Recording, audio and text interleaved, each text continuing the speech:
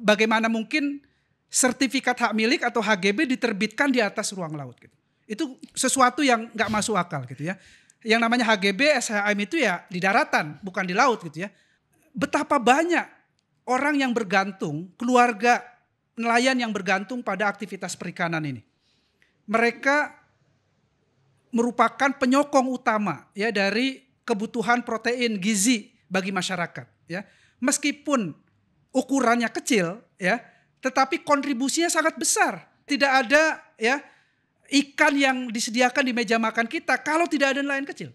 Kalau rakyat udah susah cari makan ya, lautnya sudah dikapling orang, mereka sulit lagi mencari ikan, kan gitu ya. Dan suaranya tidak didengar.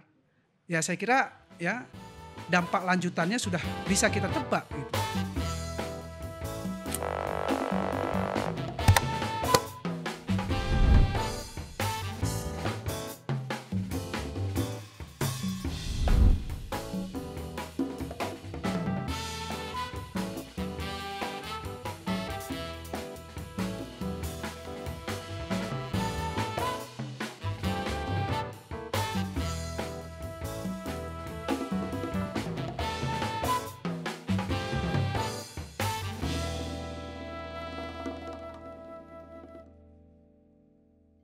Hari ini kita masih bertanya apakah beberapa pembangunan seperti pagar laut yang ada di pinggir pantai di Bekasi maupun Tangerang adalah bagian dari proyek yang diperuntukkan oleh Kesejahteraan Republik Indonesia, terutama bagi nelayan dan masyarakat di pesisir pantai.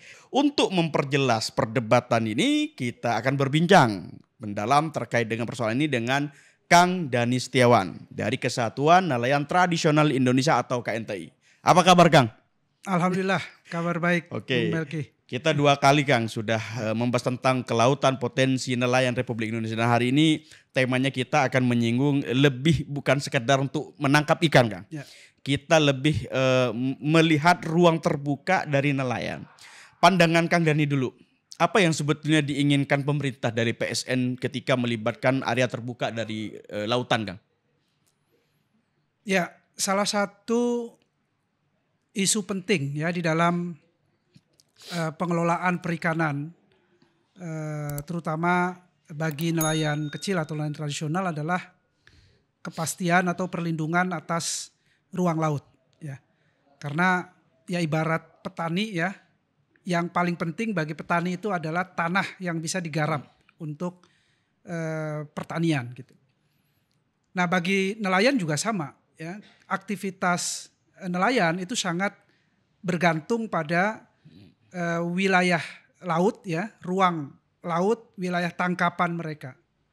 Nah, karena itu perjuangan yang paling pokok dalam gerakan kenelayanan ya, kami misalnya di KNTI memastikan bahwa negara, pemerintah memberikan perlindungan terhadap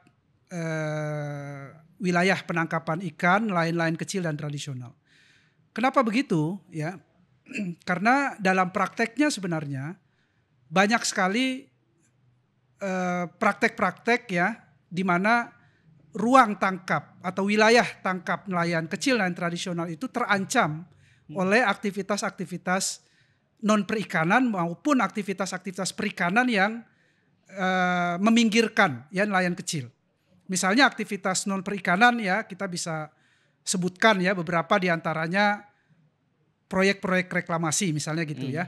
Contoh kecil di Jakarta ya, kita dulu melawan ya proyek reklamasi di pesisir pantai di Jakarta itu, karena proyek-proyek reklamasi atau pulau-pulau reklamasi itu mengokupasi atau merampas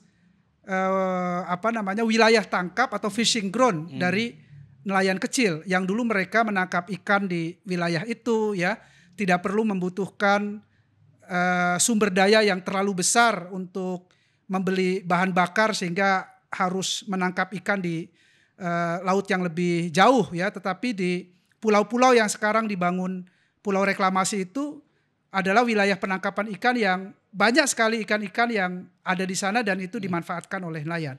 Atau mungkin aktivitas seperti pertambangan ya di pesisir ataupun di laut gitu ya, di di offshore gitu kan, yang dalam banyak hal juga mengganggu ya aktivitas-aktivitas nelayan kecil gitu, pertambangan pasir laut ya, dan sebagainya. Atau juga jalur-jalur transportasi kapal ya, atau tongkang ya, mengangkut sumber daya alam ya, seperti batu bara dan sebagainya, di beberapa daerah tertentu itu sangat bersinggungan dengan wilayah tangkap dari nelayan kecil. Nah, karena itu dalam undang-undang soal pengelolaan pesisir, wilayah pesisir dan pulau kecil ya, itu memang orientasi untuk melindungi ya wilayah pesisir dan pulau kecil, terutama bagi nelayan kecil dan tradisional, itu menjadi perkara yang paling pokok gitu. Nah, itulah di tahun 2010 ketika Mahkamah Konstitusi memutuskan ya di dalam amar putusannya tentang undang-undang pengelolaan wilayah pesisir dan pulau kecil, ada satu satu kriteria ya yang diputuskan dalam amar putusan Mahkamah Konstitusi tentang makna sebesar-besarnya kemakmuran rakyat dalam pasal 33 gitu ya. Nah, konteksnya apa dalam konteks perikanan? Ada 4 kriteria konstitusional ya, makna sebesar-besarnya kemakmuran rakyat menurut Mahkamah Konstitusi. Yang pertama adalah manfaat sumber daya alam bagi rakyat. Sudah jelas gitu ya, bagaimana sumber daya alam kita itu dipergunakan untuk kepentingan rakyat. Yang kedua adalah pemerataan manfaat dari sumber daya alam itu. Jadi bukan saja sumber daya alam itu bisa bermanfaat bagi masyarakat, tetapi juga orientasinya harus menuju kepada pemerataan manfaat itu. Jadi nggak boleh hanya segelintir orang memanfaatkan sumber daya kelautan itu, sementara yang lain dimarginalisasi, yang lain dipinggirkan. Nah, yang ketiga, ini juga yang sangat penting menurut saya adalah tingkat partisipasi dari pemanfaatan sumber daya alam untuk kepentingan rakyat itu. Jadi partisipasi rakyat untuk memanfaatkan sumber daya alam itu menjadi satu instrumen yang utama memastikan agar sumber-sumber daya alam di laut itu bisa dinikmati secara merata dan untuk sebesar-besarnya kemakmuran rakyat. Nah, yang keempat adalah penghormatan terhadap nilai-nilai budaya ya, tradisi yang turun-menurun ya, yang ada di dalam masyarakat. Nah, jadi kalau kita menggunakan 4 instrumen ini, maka pemanfaatan ruang dalam konteks laut ya, itu harus ya mempedomani 4 kriteria konstitusional ini.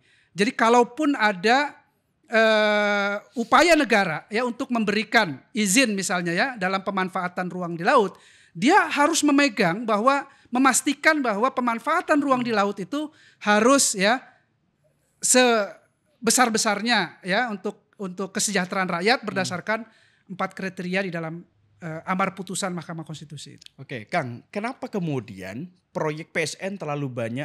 Saya melihat kenapa PSN harus di pinggir laut, Kang? Ya. Ini kan menarik, Kang. Menurut Akang, apa itu kan memang? Saya pikir kenapa itu memang karena memang kebutuhan atau memang itu karena salah saja, Kang? Ya. Ya, pertanyaan itu menarik ya, karena biasanya kalau kita perhatikan ya di dalam sejarah pembangunan kita di masa lalu, konflik-konflik sumber daya alam itu banyak terjadi di wilayah daratan. Iya, betul. Di hutan, ya, di wilayah pertanian, ya, antara masyarakat adat dengan investor gitu kan, antara petani ya dengan pemilik modal dan sebagainya. Nah, tetapi kalau kita lihat sekarang ya, peta-peta konsesi di wilayah daratan itu kan sudah penuh sekali, ya, untuk perkebunan, untuk pertambangan, ya kan. Untuk pertanian skala besar gitu. Sekarang ada food estate dan sebagainya gitu. Nah, laut ya, itu menjadi satu satu masa depan ya dengan segala macam potensi yang ada di laut itu. Bahkan misalnya kalau beberapa kajian kan mengatakan ada 11 potensi ekonomi kelautan itu. Perikanan itu kan salah satu saja ya dari potensi kelautan yang bisa dimanfaatkan gitu. Nah, optimalisasi dari pemanfaatan sumber daya alam di laut ini yang kemudian menjadi incaran gitu ya, menjadi satu pertarungan baru di dalam perebutan aset ya atau sumber-sumber daya alam di Indonesia ini. Nah, itulah mengapa ya wilayah pesisir laut sekarang menjadi medan pertarungan ya, perebutan ya antara kelompok yang memiliki kapital ya, memiliki modal dengan rakyat yang memang memanfaatkan sudah lama memanfaatkan sumber daya alam di laut itu untuk aktivitas misalnya yang paling sering kita temukan ya aktivitas perikanan gitu ya, atau mungkin rumput laut dan sebagainya. Nah, hal-hal yang semacam ini kemudian menurut saya menjadi satu diskursus ya dalam konteks perumusan kebijakan-kebijakan pembangunan kita saat ini gitu, yang mana orientasi dari darat kemudian menuju ke laut gitu, dalam konteks perebutan sumber daya itu. Namun akan tuh tepat gak? Kira-kira kalau misalnya, kan kita lihat Kang, di periode Jokowi sekitar ada 58 lah target PSN itu. Ya. Itu tidak seberapa persen lah berjalan, bahkan ada yang dirusak, bahkan digeruduk oleh massa gitu. Ya. Tapi kenapa kalau PSN itu bergandengan tangan dengan swasta, ngebutnya bukan main Kang? Ngebutnya bukan main. Ya, proyek strategis nasional ini kan satu fasilitas ya, kebijakan yang diberikan oleh pemerintah ya untuk memberikan kemudahan-kemudahan bagi investasi yang tertarik ya untuk terlibat di dalam proyek strategis nasional itu. Nah, memang kalau kita lihat sejauh ini ya pemerintah sangat mengandalkan investasi swasta ya, baik domestik maupun asing ya untuk terlibat di dalam proyek strategis nasional. Kenapa begitu ya? Karena faktanya sumber daya keuangan pemerintah itu terbatas ya, APBN terbatas sekali untuk dimobilisasi ya, ruang manuver dari kebijakan fiskal kita untuk membiayai proyek-proyek strategis nasional terbatas gitu. Nah, karena itulah diundang investor ya, baik domestik maupun asing itu. Jadi sederhananya ya memang banyak PSN ini ya memang orientasinya adalah bagaimana melibatkan lebih banyak dari swasta ya untuk membiayai atau berinvestasi di proyek strategis nasional. Oke Kang, Ya. kalau untuk nelayan sendiri Kang, ini kalau tidak salah laporan terakhir bahwa setidaknya terdampak dari pemagaran lautan ini kan ada sekitaran 3.800-an. Ya. Dari luas wilayah 1.600-an sekian hektar ya. Nah ini menurut Kang Dhani lah sekitaran itu. Kalau melihat posisi yang kita lihat dengan sangat serius ya sekali itu. Gerakan petani yang dilakukan beberapa hari ini dengan datang ke media bercerita langsung secara terbuka. Itu kan menjadi pukulan telak ya kepada pemerintah Kang. Bahwa pemerintah seakan-akan toledor dan seakan tidak tahu informasi itu. Ya memang ini kasus yang agak aneh ya. Laporan terkait dengan adanya aktivitas pemagaran laut yaitu sudah dilakukan sejak tahun lalu ya. Setidak-tidaknya ya sepanjang Oktober 2024 itu baik itu ombudsman ya atau masyarakat itu sudah melaporkan ke pihak-pihak terkait bahwa ada aktivitas pemagaran di sepanjang pesisir Tangerang yang mengganggu aktivitas nelayan gitu. Nah, sepanjang itu pula ya kan tidak ada satu respon yang cepat gitu ya dilakukan oleh pemerintah. Nah, baru sekarang ya 1 bulanan terakhir ini kita ribut-ribut ya gaduh mengenai tiba-tiba ya secara gaib gitu ada 31 kilometer ya pagar membentang di sepanjang pesisir pantai di Tangerang itu.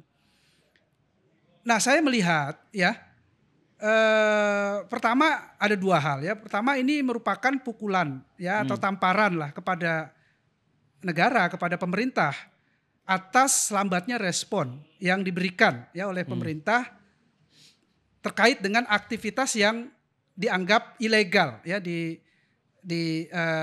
dengan memanfaatkan ruang laut itu. Karena apapun yang kita lakukan ya dalam konteks pemanfaatan ruang di laut itu kan harus ada prosedurnya ya. Ada undang-undangnya, ada peraturan yang sudah dibuat terkait dengan hal itu ya. Harus ada izin ya dari Kementerian Kelautan dan Perikanan gitu ya. Nah, sekarang kalau kita lihat ya pagarnya sudah disegel kan, bahkan dalam 2-3 hari terakhir ini ada langkah yang dilakukan oleh Angkatan Laut untuk mencabut ya pagar-pagar itu gitu. Nah, itu artinya apa? Artinya memang pagar itu adalah ya tidak berizin atau ilegal kan gitu ya. Dan itu memang sangat ya mengganggu aktivitas nelayan. Karena nelayan ketika melaut dia harus menggunakan atau membutuhkan sumber daya yang lebih besar untuk membeli BBM ya kan, karena harus memutar dan sebagainya gitu. Nah, itu yang pertama ya. Jadi pelajaran betapa respon ya negara terhadap aktivitas-aktivitas yang ilegal itu yaitu lambat gitu. Sehingga ketika ini menjadi isu publik ya, hampir semua orang kalau kita dengar ya belakangan di media itu tidak tahu menau gitu. Siapa yang menanam pagar itu gitu. Nah, seolah-olah ini datang begitu saja gitu kan, tidak ada yang bertanggung jawab ya terhadap hal itu. Nah, meskipun saya kira ya kalau kita perhatikan dalam pemberitaan di media ya belakangan, ternyata masalahnya lebih besar dari yang kita perkirakan gitu ya. Bukan hanya orang iseng nanam pagar di laut gitu kan, ya, entah dengan alasan untuk menahan abrasi dan sebagainya.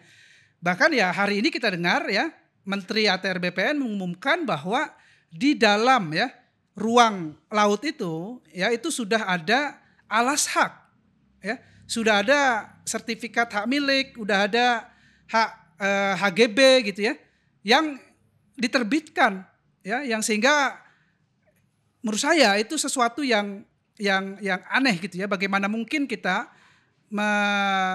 bagaimana mungkin sertifikat hak milik atau HGB diterbitkan di atas ruang laut gitu. Itu sesuatu yang nggak masuk akal gitu ya. Yang namanya HGB, SHM itu ya di daratan, bukan di laut gitu ya. Nah, apalagi seperti yang kita bilang tadi ya, menurut Mahkamah Konstitusi tidak ada ya alas hak atau tidak boleh diterbitkan sertifikat ataupun hak guna bangunan atau apapun di atas ruang laut. Karena itu adalah satu common property gitu ya, satu wilayah yang bisa dimanfaatkan oleh publik gitu. Ya termasuk di dalamnya adalah nelayan. Berarti penerbitan sertifikat itu berarti pelanggaran paling biadab ya kalau bahasa kota paling ya bisa dikatakan underground banget, Kang. Ya itu yang harus diinvestigasi, ya harus diverifikasi gitu ya terkait dengan adanya penerbitan itu. Yeah. Makanya kami ketika diminta pandangan mengenai hal ini, buat kami ada dua ya, satu cabut segera pagar itu, yang kedua usut kan. Harus diusut siapa yang bertanggung jawab, dan apabila sekarang misalnya ternyata di wilayah itu sudah diterbitkan SHM gitu ya, ini kan jelas-jelas merupakan pelanggaran yang nyata gitu ya, yang harusnya sejak awal sudah bisa diantisipasi tadi seperti yang saya katakan gitu. Laporan-laporan yang disampaikan oleh masyarakat kepada pemerintah daerah ataupun pemerintah pusat itu harus segera ditangani. Nah sekarang kalau sudah ada ya sertifikat atau HGB di wilayah itu, ya pilihan yang harus dilakukan oleh pemerintah hari ini ya harus membatalkan ya HGB ataupun sertifikat yang ada di ruang laut itu. Kang, yang paling banyak pertanyaan publik itu kan sebetulnya begini, Kang. Siapa sebetulnya yang berwenang mengawasi perairan sebetulnya? Ya. Apakah itu bagian dari pengawasan polisi, ataukah itu tanggung jawab provinsi, ataukah itu wewenang juga masalah tanggung jawab nelayan secara pribadi yang menjadi wilayah mereka melakukan eksplorasi tangkap ikan. Nah hari ini seperti kita Kang Dhani bilang bahwa ada TNI AL turun, kemudian mencabut gitu. Ini sebetulnya wewenangnya sebetulnya pengawasannya dulu, Kang. Perairan itu miliknya siapa sih pengawasan yang harus bertanggung jawab? Kalau menurut undang-undang terkait dengan pemanfaatan ruang, yaitu semuanya ada di pemerintah pusat. Ya, dalam hal ini Kementerian Kelautan dan Perikanan. Jadi pemerintah daerah nggak punya hak untuk menerbitkan izin ya atau apapun gitu terkait dengan pemanfaatan ruang laut. Jadi kalau itu terkait dengan pengawasan ya terhadap pemanfaatan ruang laut, itu murni domain dari pemerintah pusat. Berarti pemerintah pusat menerobos pemerintah dari daerah ke Provinsi Banten. Apanya? Untuk menerbitkan izin sertifikat gitu. Ya tentu ada prosedur ya, ada mungkin juga ada pengusulan ya, ada mereka harus juga mendapatkan rekomendasi kan dari pemerintah daerah, dan juga harus merujuk misalnya pada perda ya zonasi gitu ya, yang biasanya diterbitkan oleh pemerintahan provinsi. Wilayah-wilayah pesisir dan di laut itu diperuntukkan untuk apa gitu ya. Misalnya di dalam kasus Tangerang itu kan zonasi atau perda zonasi yang sudah diterbitkan oleh pemerintahan Provinsi Banten itu memang diperuntukkan untuk aktivitas perikanan tangkap dan budidaya gitu.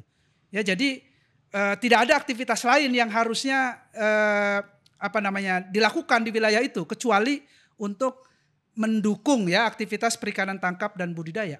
Oke, Kang, ada nggak laporan dari Kang Dhani ketika KNTI misalnya memantau atau dari tim KNTI berbicara atau advokasi di bawah?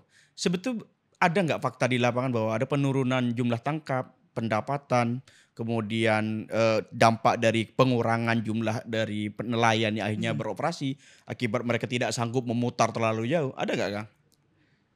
Ya, itu terjadi ya, bahwa akibat dari pemagaran laut ini terjadi kerugian ya yang dialami oleh nelayan-nelayan kecil kita di sana ya, terutama karena jarak melaut mereka menjadi lebih jauh ya, karena lebih jauh mereka membutuhkan BBM yang lebih besar ya.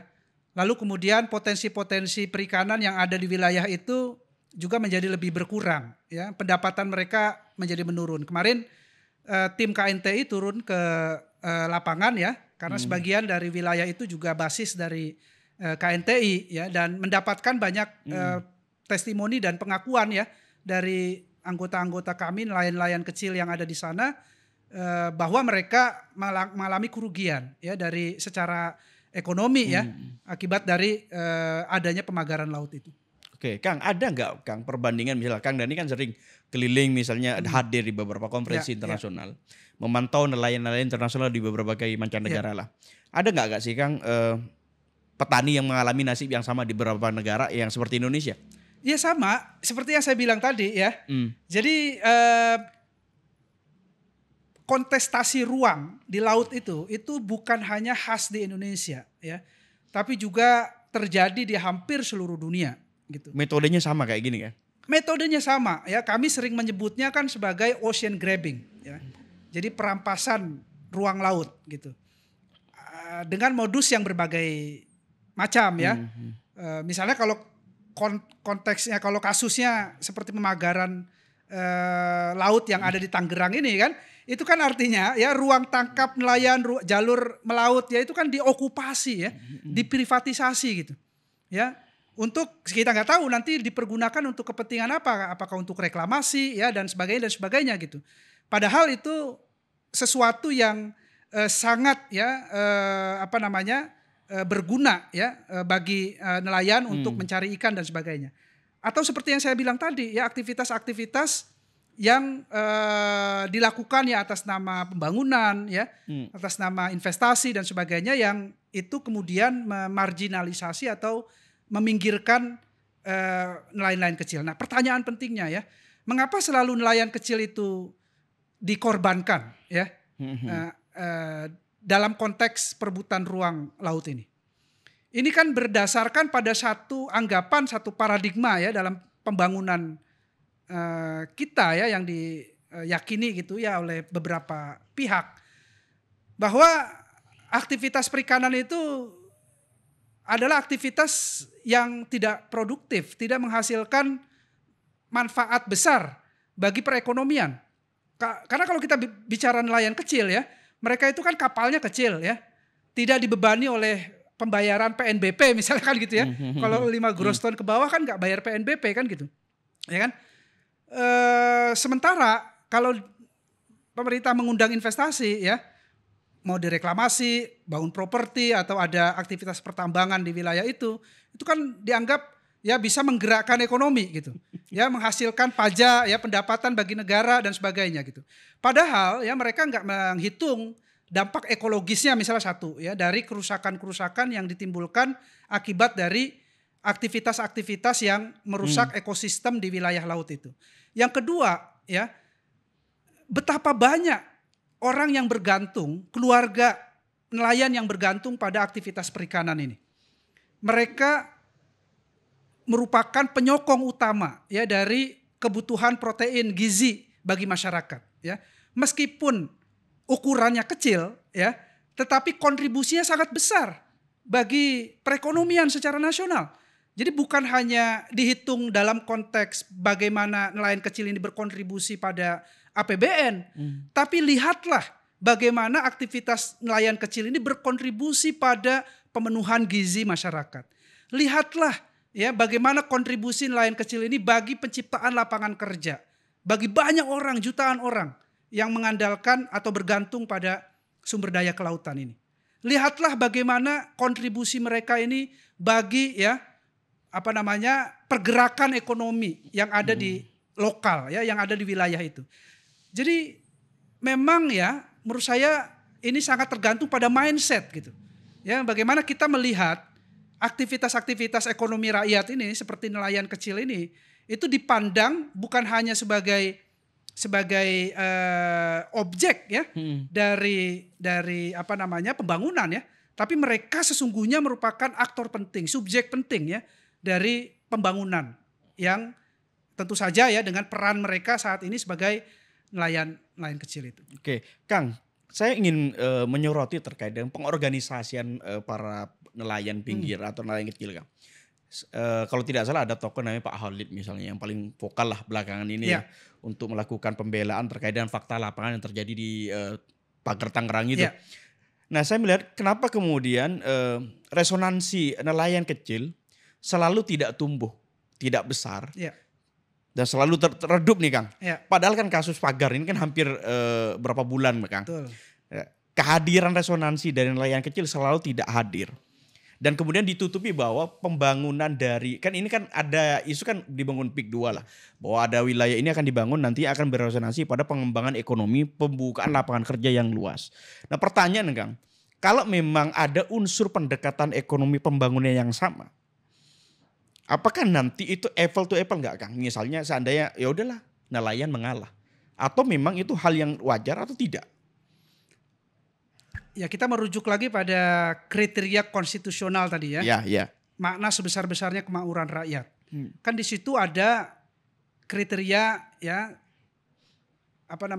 pemerataan ya. Jadi pemanfaatan sumber daya alam kita baik di darat maupun di laut ya, itu harus memenuhi unsur pemerataan tadi. Dia tidak boleh hanya dikuasai oleh segelintir orang, tidak boleh hanya karena ya kita punya modal yang besar lalu bisa mendapatkan izin dari pemerintah untuk memanfaatkan sumber daya alam itu tanpa ya mempertimbangkan bagaimana manfaat dari sumber daya alam itu bagi kesejahteraan banyak orang gitu.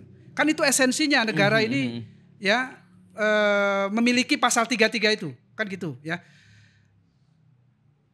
Nah, pertanyaan Bung Melki tadi kan menarik ya. Mengapa selalu ya nelayan kecil ini yaitu menjadi marginal ya di dalam kebijakan pembangunan itu. Seperti saya katakan tadi ya bahwa satu ya ada posisi yang tidak seimbang ya antara kekuatan-kekuatan ya politik maupun ekonomi yang ada di Indonesia ini ya dengan posisi ya rakyat yang marginal tadi ya baik petani maupun nelayan gitu.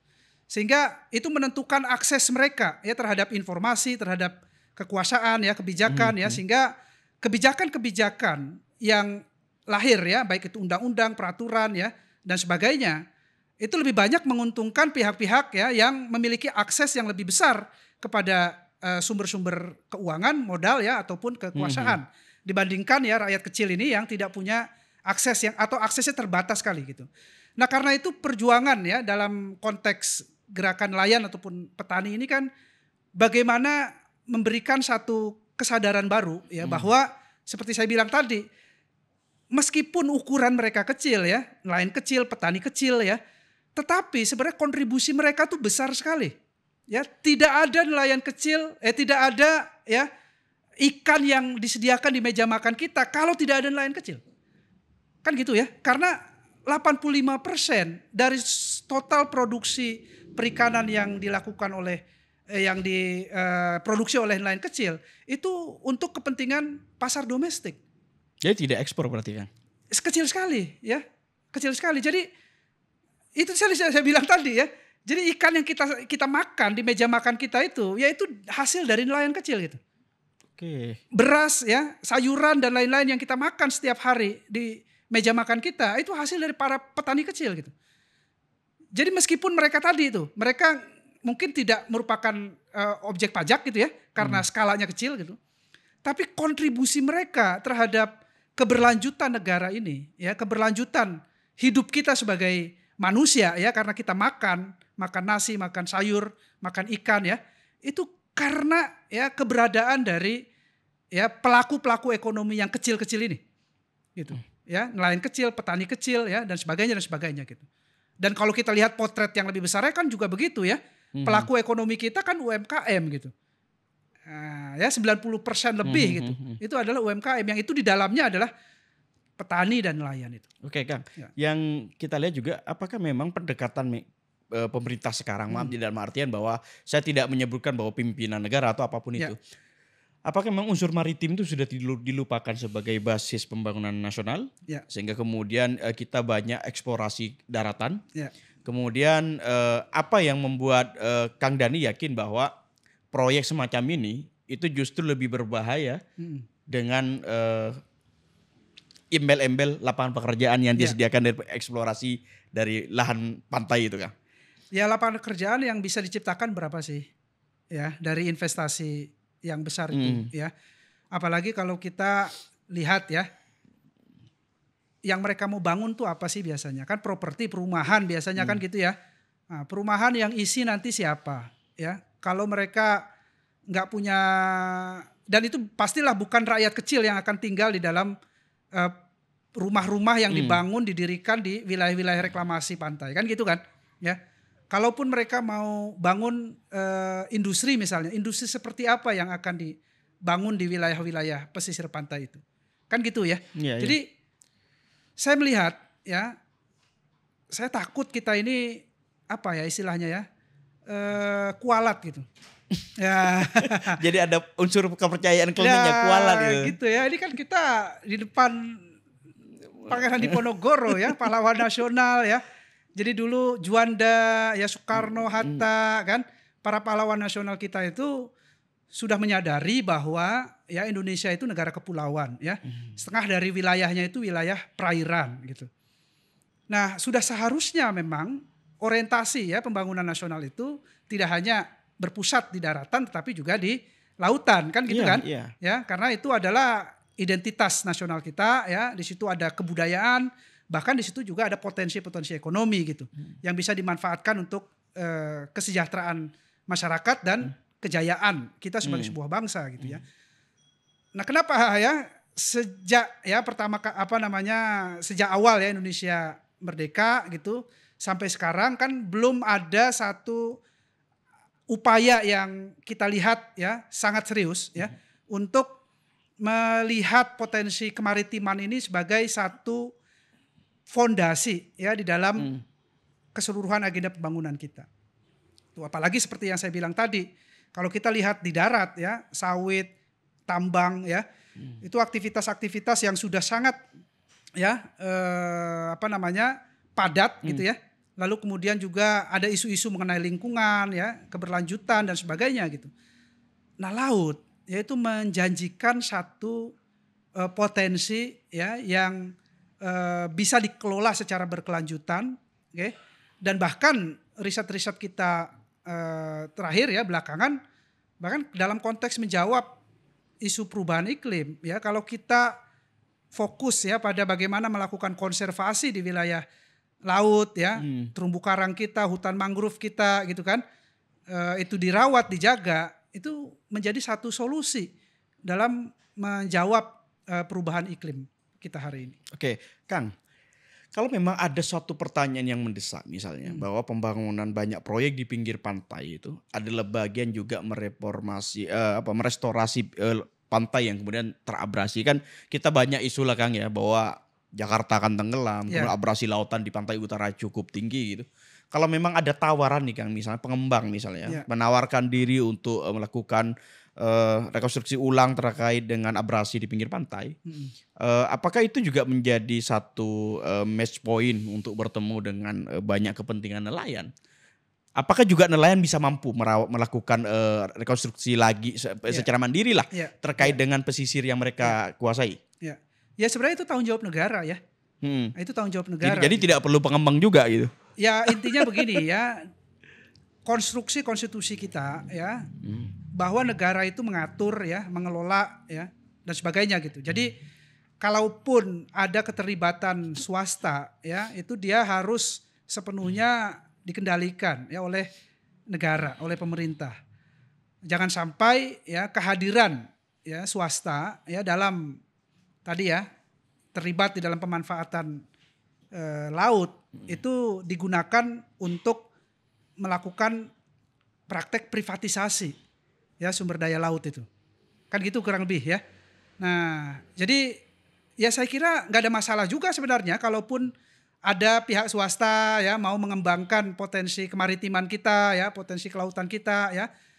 Dan saya kira itu sangat terbuka gitu. Sejauh apa ya? Sejauh ya prinsip-prinsip tadi ya, keberlanjutan, kolaborasi ya. Lalu kemudian penghormatan terhadap nilai-nilai budaya, praktek-praktek yang sudah berlangsung di tengah masyarakat gitu, itu tidak dihancurkan ya, justru dirawat, dikolaborasikan gitu. Saya kira itu justru menjadi satu pembelajaran menarik kalau kita mau melakukan itu gitu ya. Nah ini tinggal di mana negara mau memosisikan dirinya ya kan, pemerintah ini dia mau memfasilitasi ya proses perampasan laut tadi ya, eksploitasi, privatisasi ya sumber daya laut itu ya ke tangan pemilik modal, ke tangan oligarki ya, atau dia berposisi ya untuk memfasilitasi pemanfaatan sumber daya laut ini ya untuk kepentingan rakyat banyak ya, kepentingan publik yang besar ya, meskipun di situ ada keterlibatan dari pihak swasta gitu. Kan gitu kira-kira ya. Nah, jadi peran negara menjadi sangat vital ya, sangat penting. Negara harus terlibat, harus ikut campur. Ya, nggak bisa dibiarkan begitu saja. Ya, ini bisa-bisa nanti ya seperti kasus Tangerang ini ada di mana-mana gitu ya. Dan ini sudah terjadi di mana-mana sebenarnya ya. Akang punya banyak temuan nggak selain di Tangerang? Banyak sekali ya, di Pulau Pari. Ya sekarang ini lagi banyak aktivitas reklamasi di Pulau Pari itu. Padahal di situ adalah wilayah tangkap nelayan ya, pemukiman nelayan ya, wilayah pariwisata berbasis komunitas ya.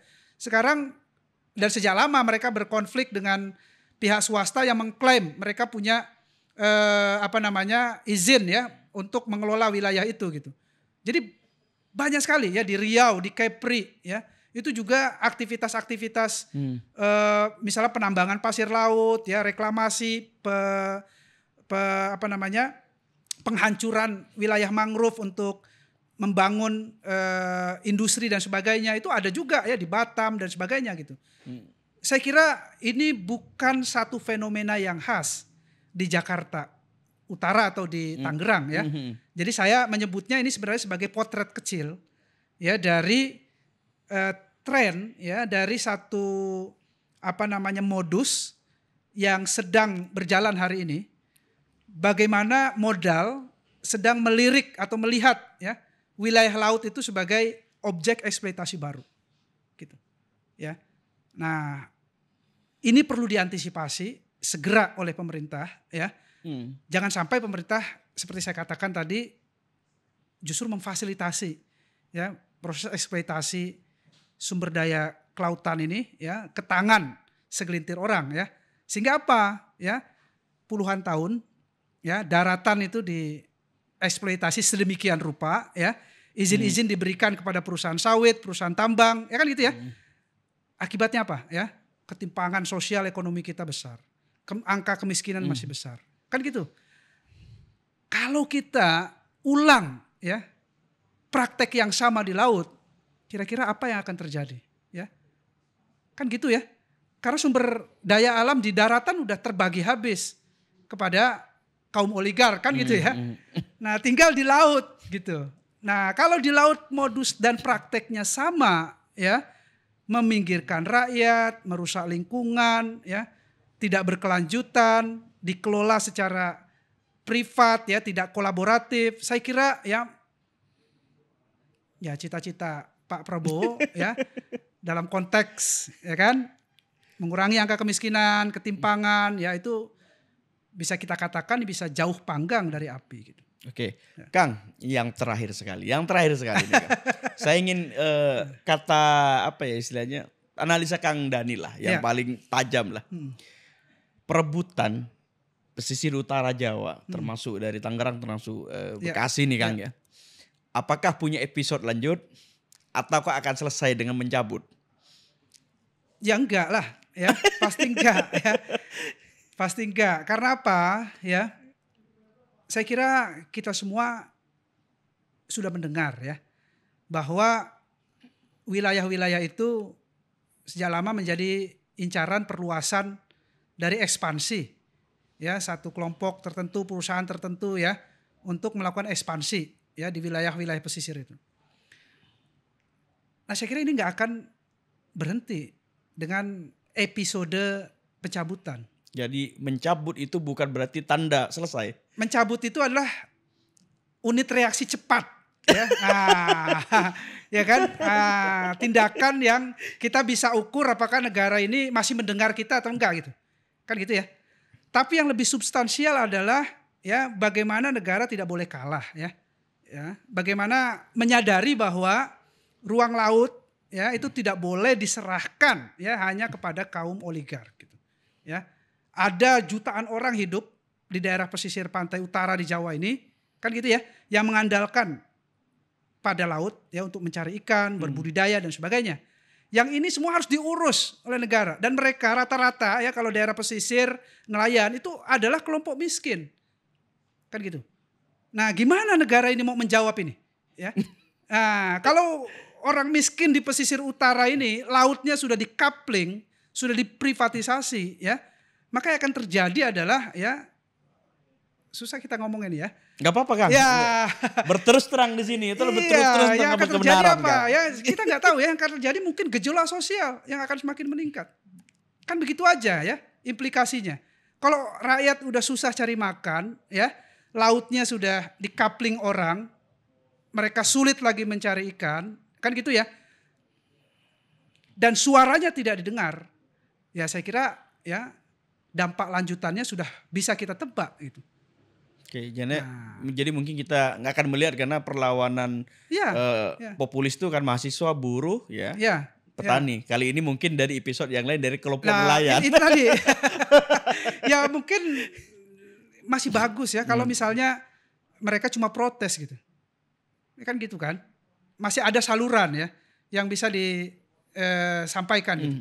Tapi kalau tindakan-tindakan itu dilakukan ya secara sporadis gitu kan, karena kemarahan yang dirasakan ya, wah, itu saya kira biaya sosial politiknya sangat besar. Ada nggak Kang negara yang dulu pernah dilawan atau dikritik sampai perlawanan? Banyak ya, kan sejarah-sejarah perlawanan di daerah pesisir nelayan ini, itu misalnya satu kasus ya terkait misalnya perlawanan terhadap kapal-kapal trol ya, itu kan sampai bakar-bakaran ya. Ya karena kapal trol itu dianggap mengambil wilayah tangkap nelayan kecil kan gitu ya. Dengan alat tangkap yang merusak gitu. Karena suaranya gak didengar kan gitu kan. Akhirnya dia lakukan tindakan sendiri gitu. Nah ini menurut saya itu aja ya yang harus dipertimbangkan pemerintah. Jadi juga berpikir ya bagaimana tugas ya konstitusional ya untuk mensejahterakan rakyat ya terutama masyarakat yang daerah pesisir nelayan ya, masyarakat pesisir yang kategori miskin ini ya, itu jangan lagi deh ya, ruang hidupnya diambil gitu, ruang kelolanya dirampas gitu. Kan itu aja ya, kalau keinginan kita tuh kan itu aja gitu. Jangan gangguin lah, kalau nggak bisa ngurusin kita, mensejahterakan kita, lo jangan diganggu. Ya pekerjaan kita kan gitu. Ini sudah nggak bisa ngurus ya, diganggu pula. Ya, pekerjaan kita kan gitu. Jadi sangat beresiko Bapak kalau diganggu itu. Nah. Oke. Oke. Kang Dhani, ini terima kasih. Sebetulnya saya ada Sama-sama. beberapa data yang harusnya Kang Dhani ungkapkan, tapi Apa nampaknya itu ada tema-tema lain yang mungkin nanti. Karena saya pikir karena Bang Nindo bilang tadi bahwa episode ini tidak akan selesai dengan mencabut bambu kan. Iya, Nah mungkin iya, ada episode nanti cabut bambu, tanam lagi. Bang Dhani harus hadir iya. kembali di tempat ini kan. Baik teman-teman, kita sudah selesai berdialog cukup panjang lebar, tapi saya berharap bahwa Pak Prabowo ini baru dapat survei kepuasan publik kan 80% Betul, dari Bank Kompas. Jadi isunya berbarengan pula dengan isu yang pemagaran laut ini. Dan saya harap apa yang sudah disajikan, apa yang sudah diharapkan dan apa yang sudah didapatkan seharusnya menjadi pertimbangan Bali untuk menyelesaikan persoalan yang serius terhadap nelayan tradisional Republik Indonesia. Sebagaimana yang sudah disampaikan keterangan dari Ketua KNTI Bang Dhani Setiawan. Mudah-mudahan dialog pada sesi ini memberikan tambahan informasi dan kemudian bisa memberikan masukan kepada pemerintah dan para pelayan publik lah yang hari ini terlibat dalam penanganan masalah ini. Semoga bisa cepat clear dan dimenangkan kepada nelayan tradisional. Bravo, nelayan tradisional gitu kan. Hidup nelayan. Hidup nelayan. Oke, saya Milka Birosole. Jangan lupa terus tonton channel Versi Talk. Ya, jangan lupa like and subscribe channel kami dan sampai jumpa dan jumpa lagi di episode selanjutnya. Terima kasih. Assalamualaikum warahmatullahi taala wabarakatuh. Waalaikumsalam. Salam nelayan. Wabarakatuh. Terima kasih.